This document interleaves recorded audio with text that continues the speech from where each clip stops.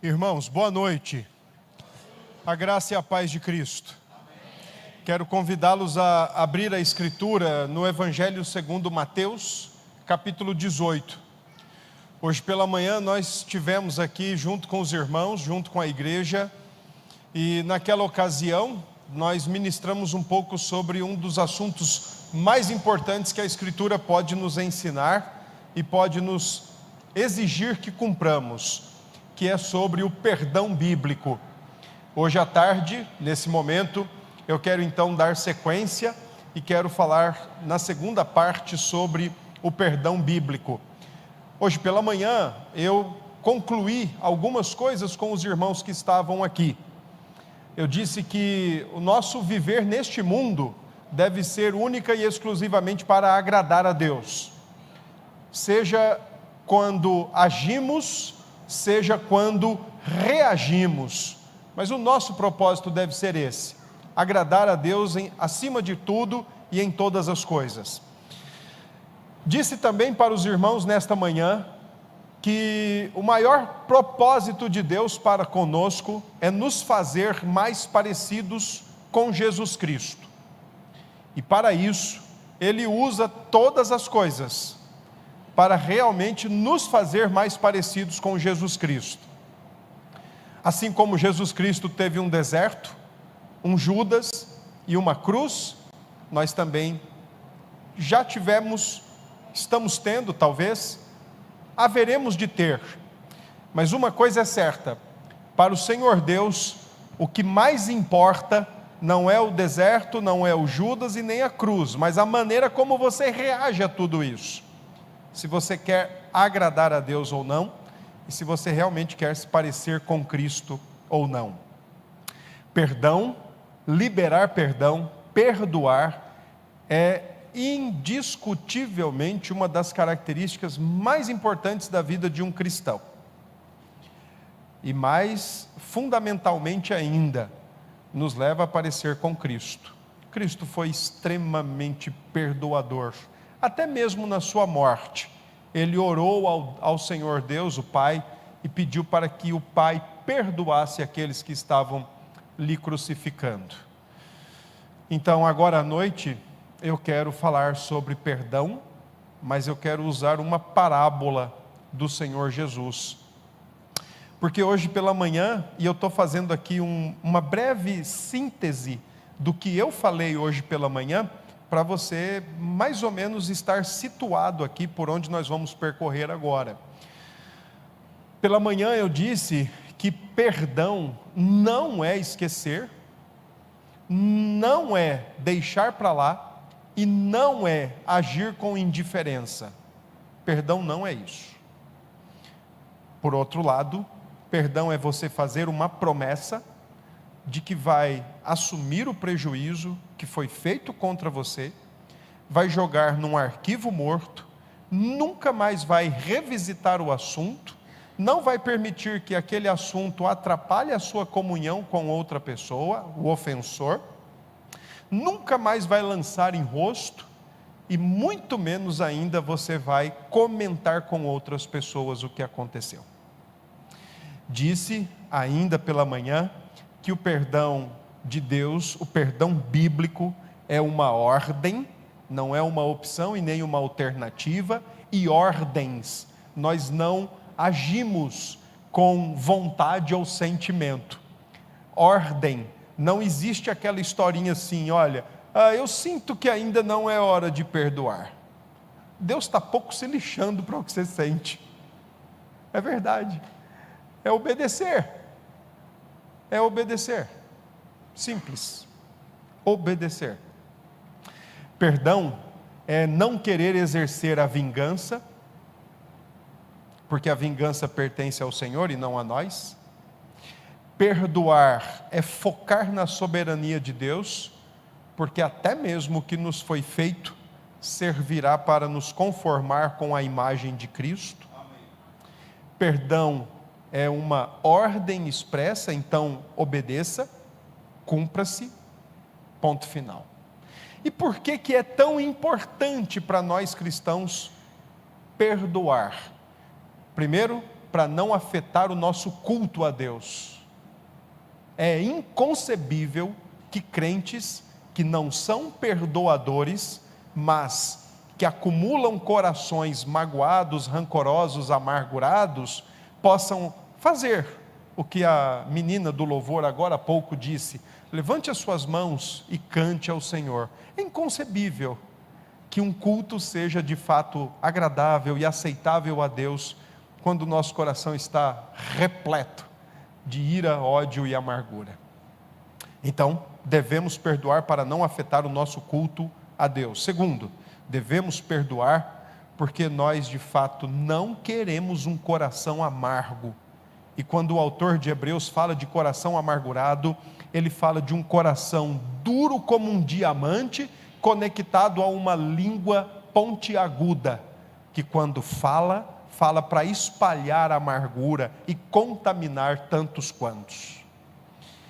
E terceiro, nós devemos perdoar para que o Senhor Deus não retenha de sobre nós o seu perdão, que é tão necessário. Hoje nós falamos sobre isso de manhã. Eu posso fazer uma pergunta aqui? Quantos estiveram de manhã? Levanta a mãozinha aí, por favor. Ah, que legal. Errei alguma coisa? Esqueci alguma coisa? Me ajudem aí, porque minha mente não é como a de Deus. Deus não esquece, eu esqueço. Muito bem, então agora nós vamos ver Mateus 18. É uma parábola. O meu objetivo aqui é explicar para vocês por que Jesus falava em parábolas, explicar a ocasião dessa parábola, e aí nós vamos mergulhar na parábola e vamos para os finalmente. Esse reloginho amarelo é o meu compromisso. Vamos nós. Mateus 18. Eu sei que eu passei aí para o pessoal da imagem um texto um pouco maior, nós vamos lê-los, mas por enquanto nós vamos começar em Mateus 18, 23. O texto diz: por isso, o reino dos céus é semelhante a um rei que resolveu ajustar contas com os seus servos. E passando a fazê-lo, trouxeram-lhe um que lhe devia 10.000 talentos. Não tendo ele, porém, com que pagar, ordenou o Senhor que fosse vendido ele, a mulher, os filhos e tudo quanto possuía, e que a dívida fosse paga. Então, o servo, prostrando-se reverente, rogou: sê paciente comigo, e tudo te pagarei. O senhor daquele servo, compadecendo-se, mandou-o embora e perdoou-lhe a dívida. Saindo, porém, aquele servo encontrou um dos seus conservos, que lhe devia 100 denários, e agarrando-o, o sufocava, dizendo: paga-me o que me deves. Então, o seu conservo, caindo-lhe aos pés, lhe implorava: sê paciente comigo e te pagarei. Ele, entretanto, não quis, antes, indo-se, o lançou na prisão, até que saldasse a dívida. Vendo os seus companheiros o que se havia passado, entristeceram-se muito e foram relatar ao seu senhor tudo o que acontecera.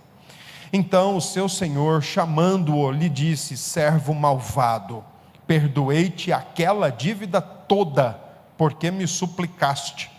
Não devias tu igualmente compadecer-te do teu conservo, como também eu me compadeci de ti? E, indignando-se o seu senhor, o entregou aos verdugos, até que lhe pagasse toda a dívida.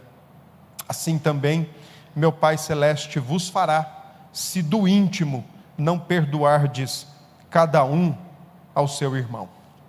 Amém. Até aqui. Vamos orar? Nosso Deus, Pai, Filho e Espírito Santo, oramos gratos porque o Senhor é bom e tudo, realmente tudo que o Senhor faz é muito bom. Olha para este povo agora, Pai.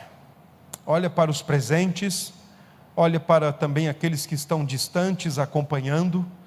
Olhe para todos neste momento, com olhar de bondade, com olhar de graça, e ministre a Tua palavra no mais íntimo da alma, do coração de cada um dos Teus filhos. E permita que a Tua palavra cujo propósito é confrontar, exortar, edificar, consolar, permita que ela cumpra com o seu propósito eternamente estabelecido. Oramos assim em nome de Jesus. Amém. Jesus não inventou as parábolas, tá bem? Jesus era um rabino reconhecido, mestre, disse Nicodemos: sabemos que és um mestre vindo da parte de Deus. Quando Jesus vai à sinagoga, dão-lhe o livro do profeta Isaías para ele ler. Tudo isso era fácil de atestar a partir das escrituras que ele era um rabino. Logo, como falar por parábolas era uma ferramenta pedagógica da época, muito utilizada pelos rabinos, Jesus então não inventou o estilo parabólico de se comunicar. Ele simplesmente faz uso de um recurso da época em que os mestres pegavam, primeiro, elementos do dia a dia, elementos conhecidos da cultura, do ambiente da época, às vezes envolvendo questões políticas, às vezes envolvendo questões religiosas, questões sociais, financeiras, culturais e assim por diante, formulavam uma historinha para conduzir os seus ouvintes a uma lição final. E com esse objetivo, com esse uso de metodologia, os rabinos queriam provocar uma reação nos seus ouvintes. Então, eles pegavam aquilo que era de fácil acesso, de fácil entendimento. A parábola, para vocês terem uma ideia, ela equiparava-se a uma mãe ou uma professora adulta quando ela quer ensinar criancinhas do pré-primário, que ela precisa descer, não apenas da sua estatura, mas até mesmo no seu vocabulário, e falar de coisas grandiosas de maneira muito simples para provocar no coração dos ouvintes uma reação. É por isso que Jesus então usou diversas vezes parábolas no seu ministério, porque, segundo o Antigo Testamento, o Messias, quando viesse, traria consigo um dentre vários sinais, que era exatamente falar por parábolas. Então, quando Jesus, o Deus encarnado, fala em parábolas, ele está descendo ao mais raso nível de compreensão e de entendimento dos seus ouvintes, e falando de forma maternal ou pedagógica de coisas gigantescas, mas de maneira muito simples, porque ele quer provocar uma reação. Essa parábola em específico, ela aparece num contexto onde o pecado aconteceu e as relações foram quebradas. Essa parábola aparece então para fundamentar o que ele diz em Mateus 18, verso 15 a verso 17, mas essa parábola também aparece para responder de maneira simples a indagação do apóstolo Pedro: até quantas vezes eu vou ter que perdoar o meu irmão? Vamos ler Bíblia, Mateus 18, verso 15. Se teu irmão pecar contra ti, vai arguí-lo entre ti e ele só. Se ele te ouvir, ganhaste o teu irmão. Aqui está então a primeira lição de como nós devemos tratar com alguém que peca contra nós. Seja quem for. Seja quem for. Alguém pecou contra você, você vai direto a essa pessoa. Você não vai para o Instagram, e muito menos para o Facebook, e nem para o YouTube, para colocar a boca no mundo, porque pisaram no seu pé. Você tem que ir direto a essa pessoa. Fulano, fulana, você fez algo que quebrou a lei de Deus, e foi também diretamente contra mim. Então eu estou aqui porque eu quero acertar a nossa comunhão, porque a comunhão da igreja é muito mais importante do que qualquer coisa. Só que tem um detalhe, o texto diz: se o teu irmão pecar, e hoje pela manhã eu dei alguns exemplos.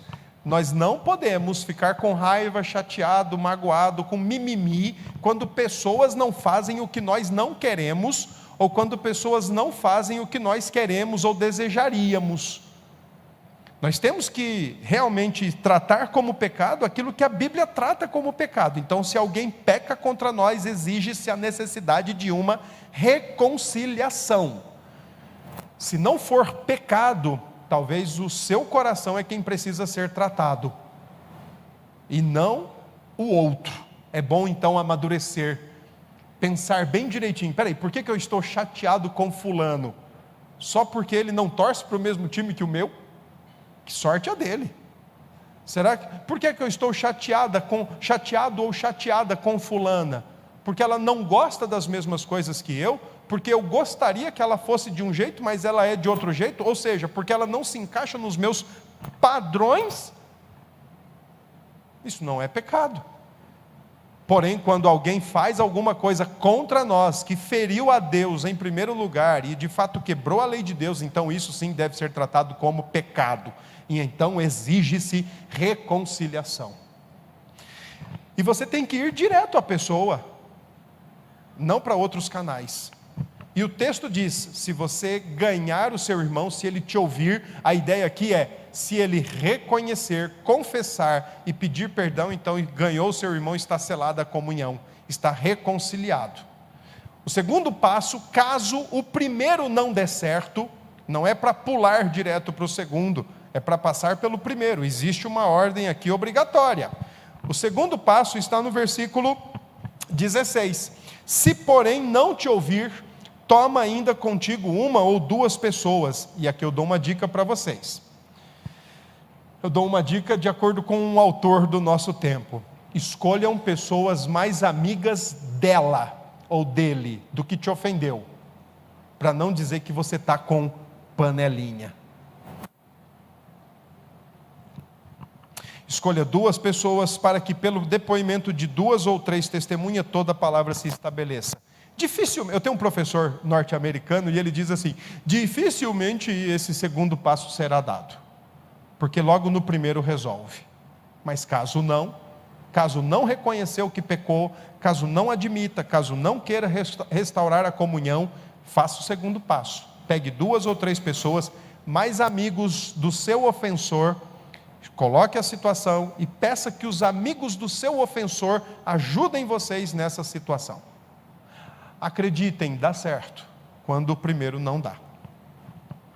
Terceiro passo, 17: se ele não os atender, dize-o à igreja, e se recusar ouvir também a igreja, considera-o como gentil e publicano. Aqui é uma palavra pesada do Senhor Jesus, porque percebe que aqui já está numa terceira tentativa de restabelecer comunhão e reconciliação.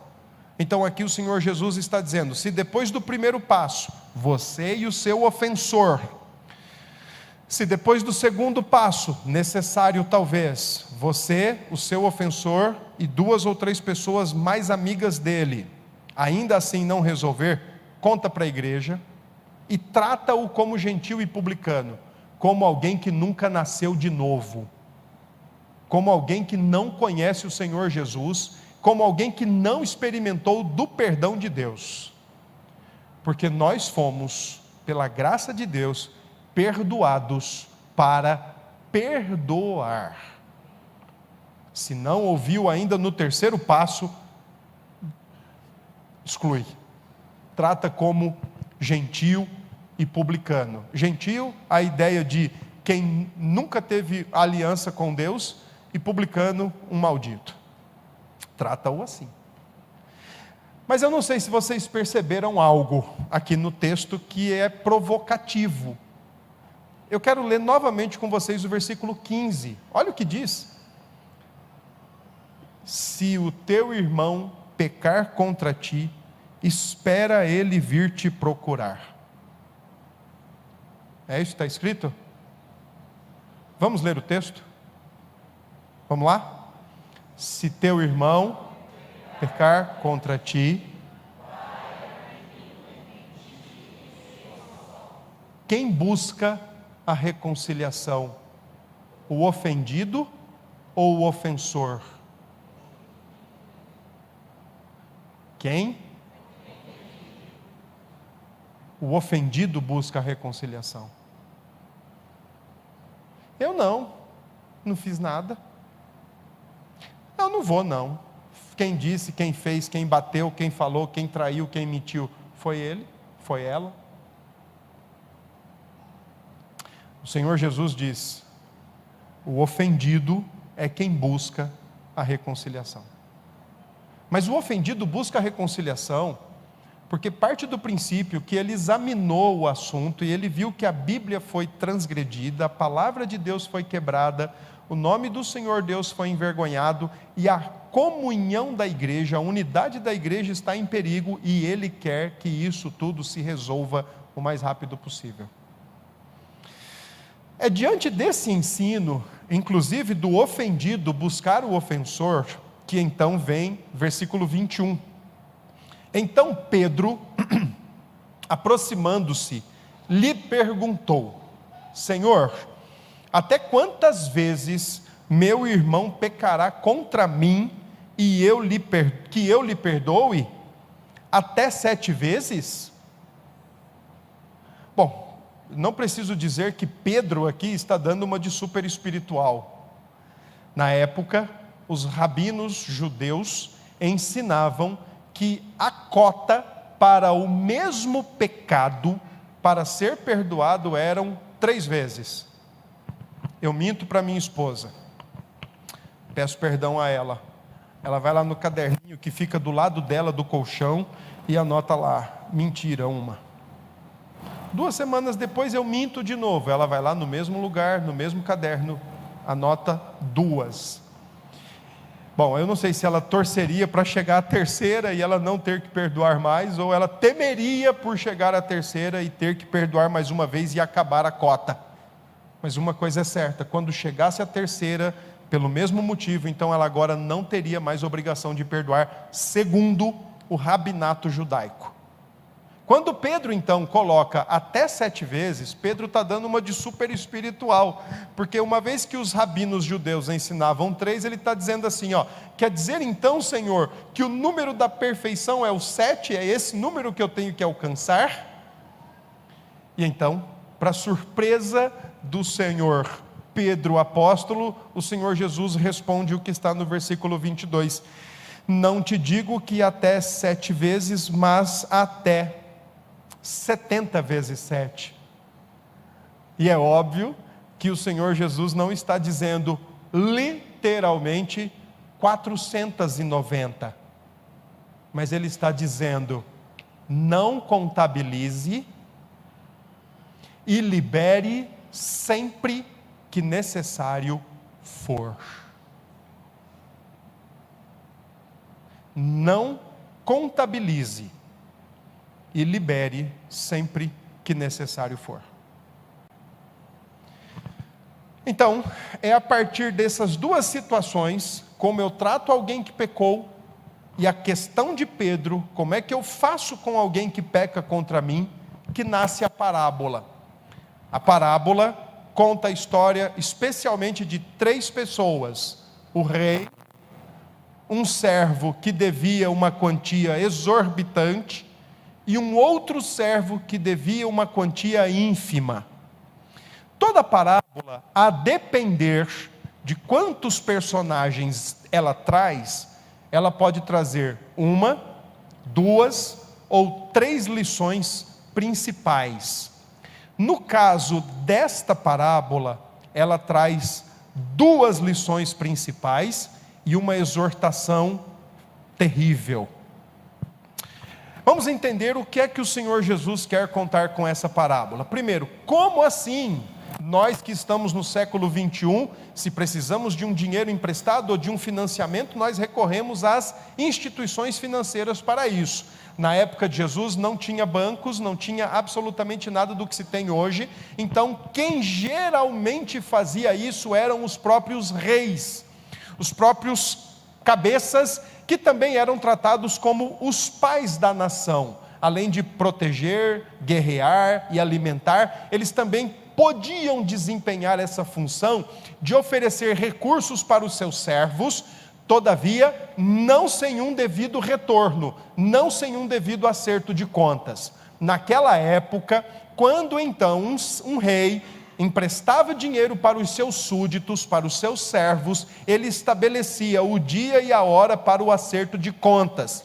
Chegando então no dia e hora definidos, os servos que pegaram com ele algum valor, obviamente deveriam devolver ou prestar contas de uma parte, de uma fração, do todo, ou simplesmente dar uma satisfação. Ao que tudo indica, este homem, de acordo com a parábola, já tinha pego com esse rei 10.000 talentos. Versículo 24. Eu não vou aqui ficar pensando muito aí qual seria o valor exato. Os comentaristas, estudiosos do Novo Testamento, eles também não se entendem muito bem. Mas eu vou estabelecer uma cifra para você pensar comigo. Suponhamos que este homem estivesse devendo para o rei 10.000 talentos, equivalente hoje a 1 bilhão de reais. Isso é uma dívida? Ou é um débito? Isso é uma dívida. A ênfase tem que ser dada, porque é o propósito da parábola. Toda parábola, ela tinha um elementozinho para fazer assim, exatamente isso que eu queria que vocês fizessem. Rapaz, imagina, a gente não tem como não pensar em nós mesmos, né? Rapaz, eu devo aí 10.000 conto e já estou sem dormir, imagine dever 1 bilhão de reais. Como é que ele vai pagar isso? Como é que ele poderia pagar isso? Mas é mais ou menos essa cifra, tá bem?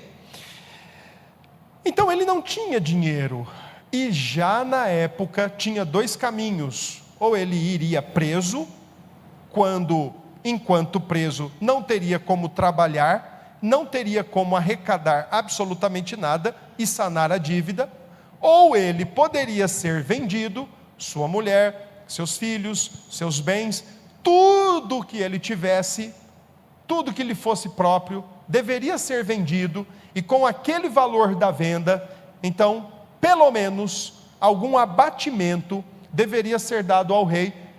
Lá em João Pessoa a gente tem uma expressão que diz assim, para não perder pelo pé, para não perder tudo. Então, para não perder os 1 bilhão de reais, digamos aí que, eu não sei se daria muito dinheiro. Alguns anos atrás disseram aí que foi feito o leilão de uma alma de um chinês na internet. Vocês ouviram isso? Faz anos já. Um chinês colocou a sua própria alma em leilão. Ele conseguiu arrecadar, adivinhe quanto? 70 centavos de dólares, olha só. Imagine na época do Senhor Jesus, onde o ser humano tinha um conceito baixíssimo do outro, né? Especialmente de mulher e de crianças. Eu acredito que não chegaria nem a 1% da dívida, mas para não se perder totalmente, o rei diria, venda-se tudo, eu não vou perder pelo pé, eu não vou ficar no prejuízo. O texto diz que este homem clamou ao rei, versículo 26, e disse assim, sê paciente comigo e tudo te pagarei. 1 bilhão de reais. Sê paciente comigo e tudo te pagarei. Vai ter paciência sim, não sei aonde, mas eu vou te pagar tudo. Bom, curiosamente, o que acontece? Esse homem então encontra favor diante do rei, e ele sai do lugar específico, e quando ele sai, nada mais, nada menos, e tem um detalhe, o versículo 27 diz, perdoou-lhe a dívida. A ideia aqui é, deixou o homem livre e o rei assumiu o prejuízo. Deixou o homem livre e o rei assumiu o prejuízo. Às vezes nós pecadores em Cristo, precisamos perdoar pessoas e assumir o prejuízo. Não necessariamente financeiro ou material, mas outro tipo. Nós crentes precisamos lembrar da doutrina da restituição. Nós pecamos às vezes uns contra os outros, damos sérios prejuízos uns aos outros e não restituímos.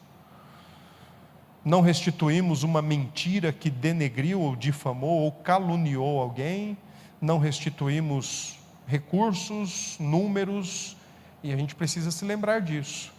O rei aqui, a parábola diz que ele assumiu o prejuízo e perdoou o homem. Talvez aguardaria o seu retorno. Saindo de lá, versículo 28, então diz que este homem, que devia R$1 bilhão, encontrou outro homem, tão servo quanto ele.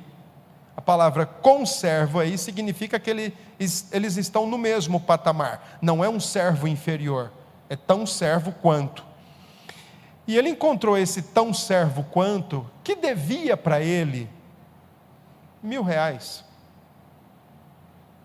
O que é R$1.000 para R$1 bilhão? A reação dele, que acabara de ser perdoado, foi de, versículo 28, agarrá-lo, pegar pelo colarinho, pela garganta, sufocá-lo, esganá-lo e dizer: paga-me o que me deves. R$1.000. Só que ele acabou de ser perdoado em R$1 bilhão. R$1.000. E o conservo, o tão servo quanto, fez o quê? A mesmíssima oração que ele fez lá dentro do palácio. Versículo 29, sê paciente comigo e te pagarei. A mesmíssima oração, a mesmíssima. Entretanto, não quis dar ouvido ao seu conservo, o que devia bem pouquinho, e fez o seguinte com ele. Primeiro, versículo 30, lançou na prisão até que saldasse a dívida. Gente, não existia bolsa encarcerado no primeiro século. O preso no primeiro século, ele não recebia um vintém. Ele não tinha o luxo que se tem no país que nós vivemos, de se receber mais que o trabalhador que está livre na rua. O preso no primeiro século, ele não recebia absolutamente nada.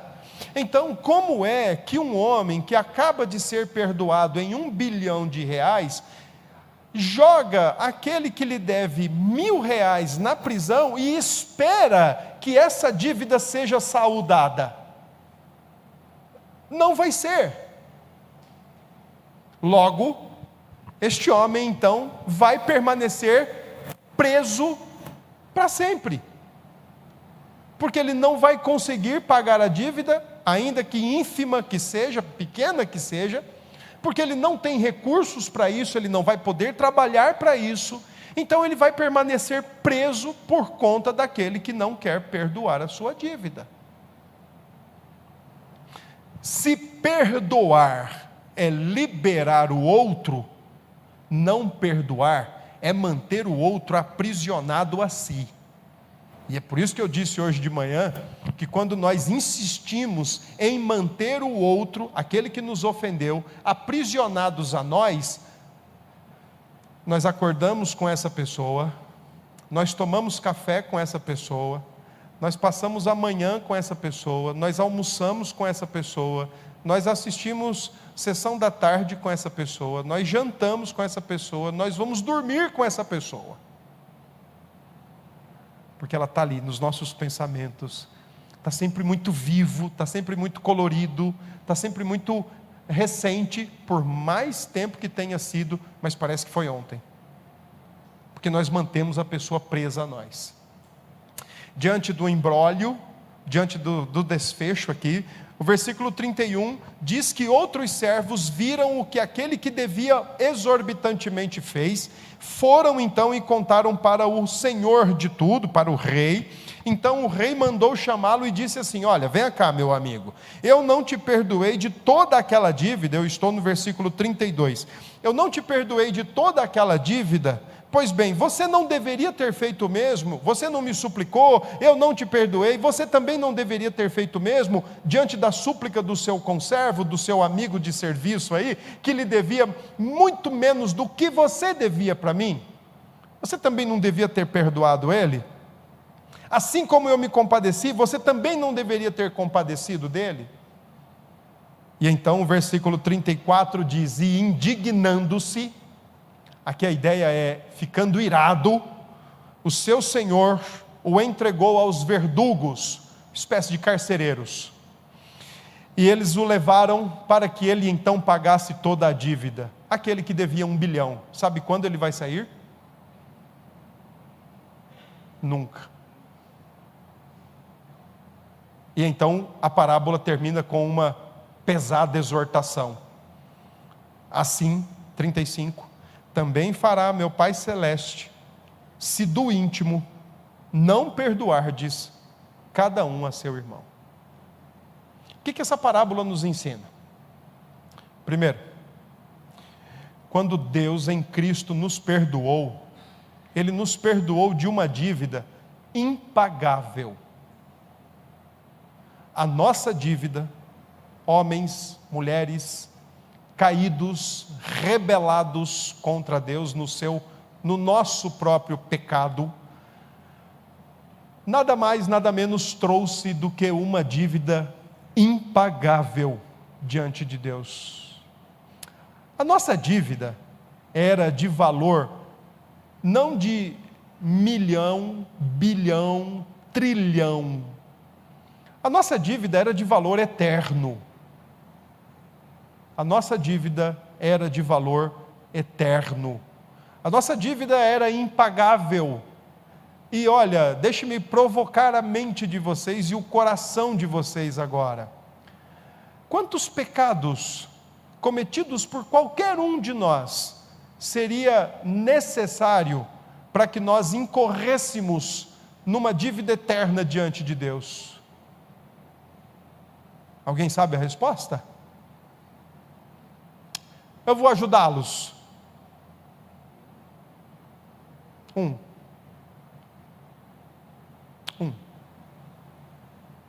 Um pecado já seria suficiente para que nós nos encontrássemos no Serasa divino, dizendo: dívida eterna, devedor eterno.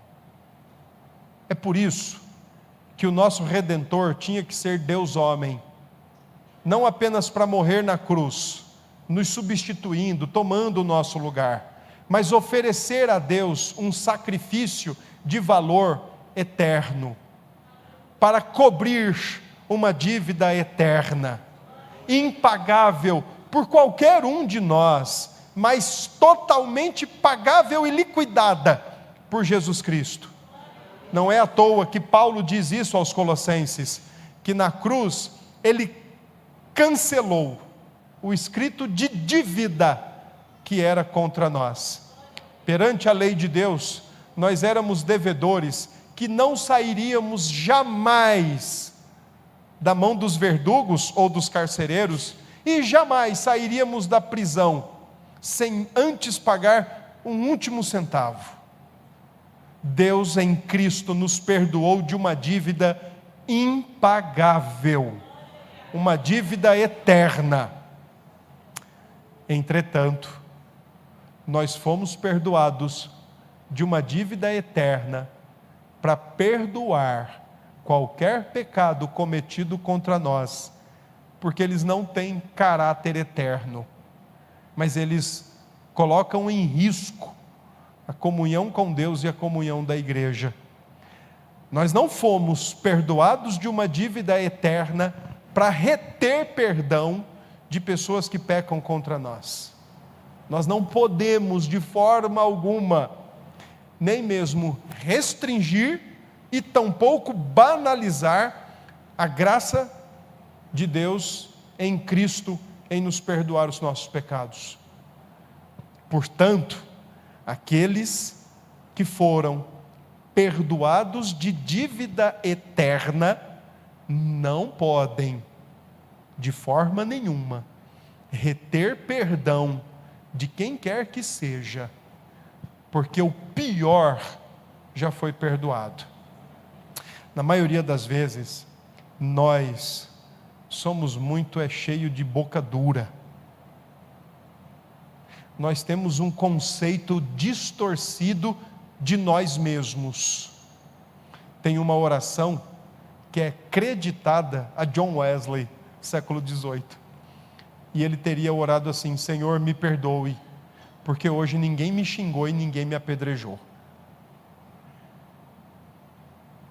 Nós somos servos que queremos ser muito mais bem tratados do que o nosso próprio Senhor. Nós queremos ser aceitos em todos os lugares e em todas as rodinhas. Nós queremos ser benquistos em todos os almoços e jantares. E se não somos convidados, olha a tromba. E se alguém nos chama de bobo, chato, tonto, olha a tromba. Chamaram o teu Senhor de endemoniado, não nos chamariam assim? Crucificaram o teu Senhor, cuspiram-lhe no rosto, esbofetearam aquele que pagou a tua dívida eterna. E aí eu e você, porque as coisas não saíram do nosso jeito, não saíram como nós queríamos, nós vamos ficar agora magoados.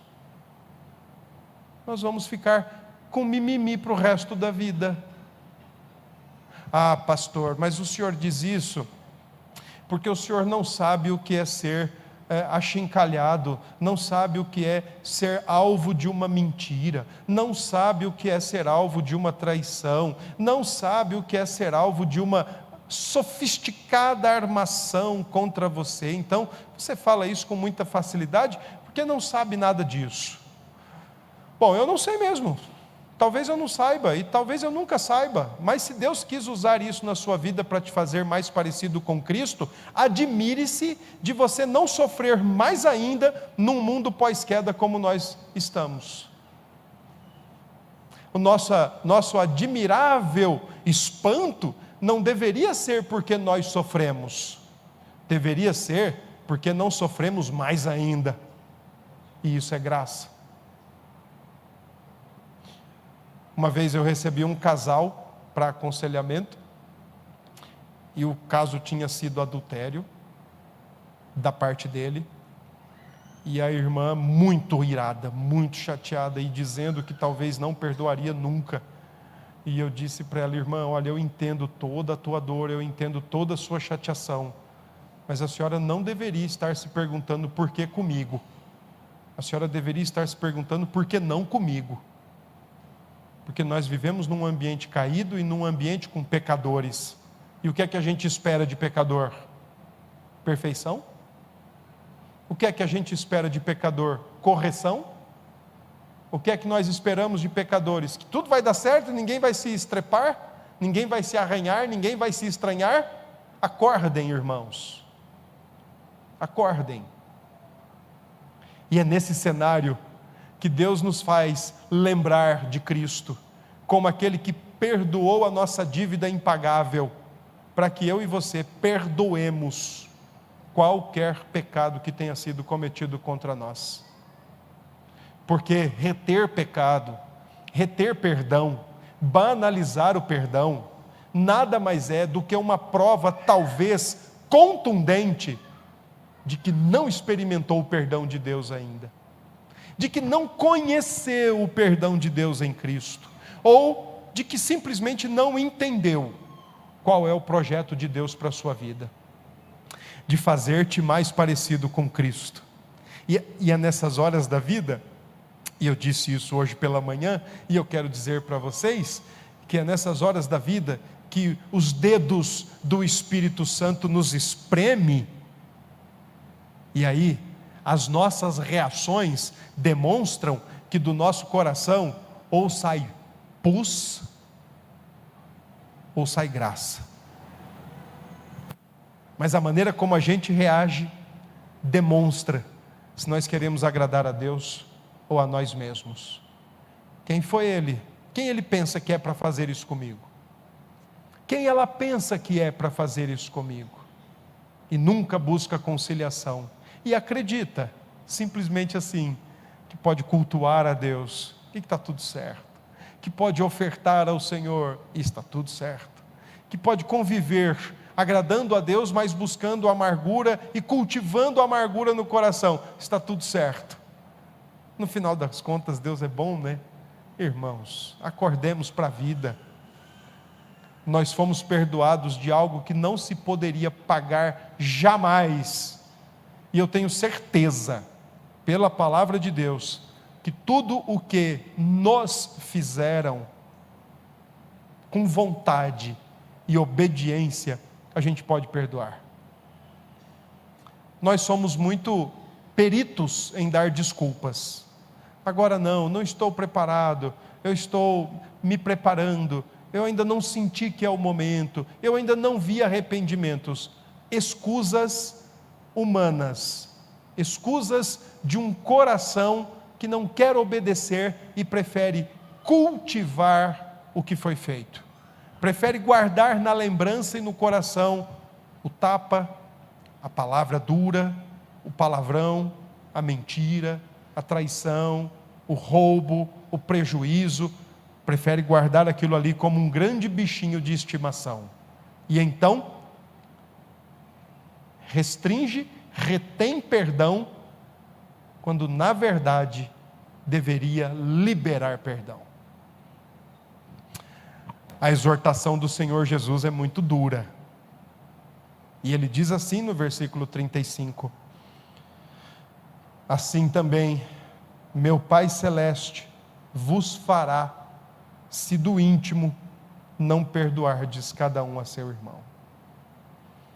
Não quero entrar em questões de salvação aqui, mas quero dizer o seguinte, que assim também o Senhor Jesus entregará o nosso coração, a nossa própria amargura fomentada, e ficaremos presos nesse ciclo vicioso de amargura, enquanto nós não liberarmos perdão sobre quem quer que seja.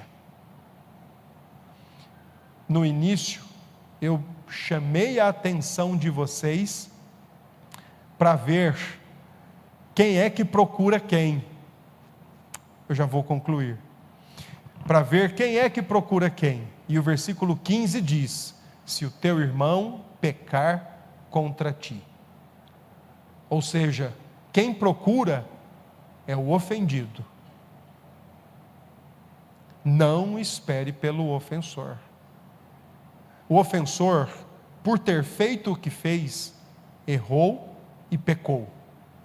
Mas em pior apuros, pode-se colocar aquele que não procura para resolver. Resolva. E tem mais um detalhe, que é fundamental. Esse faz a diferença. Quem procurou quem? Deus nos procurou, ou vocês, ou nós procuramos Deus? Eu não me lembro de ter lido na Bíblia qualquer ser humano subindo para ir lá encontrar Deus.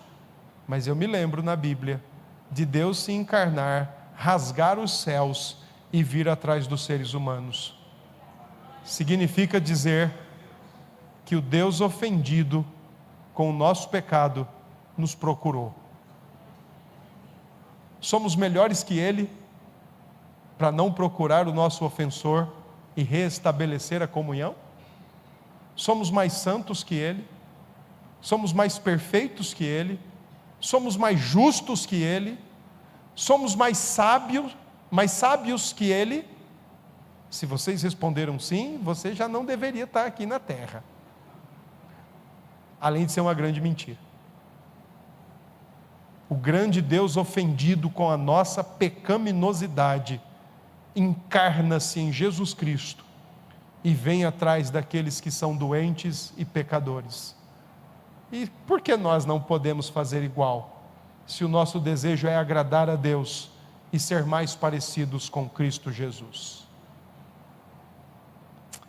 Ser parecido com Cristo não tem muito a ver, irmãos, com levantar as mãos e cantar, mas tem a ver com procurar quem lhe ofendeu, restabelecer a comunhão o quanto antes e perdoar dívidas pequeninas em comparação à dívida eterna que nós tínhamos para com Ele.